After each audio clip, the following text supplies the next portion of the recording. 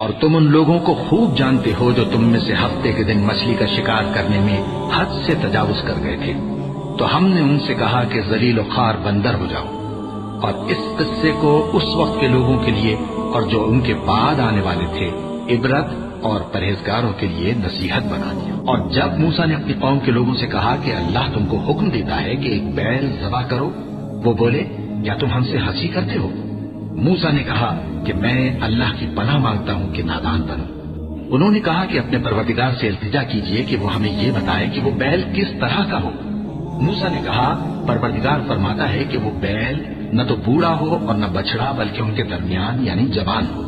तो जैसा तुमको हुक्म दिया गया है वैसा करो। उन्होंने कहा, अपने परवरदिगार से दरखास्त कीजिए कि हमको ये भी बता दे कि उसका रंग कैसा हो। मूसा ने कहा, परवरदिगार फरमाता है कि उसका रंग गहरा जर्द हो कि देखने वालों के दिल को खुश कर देता हो।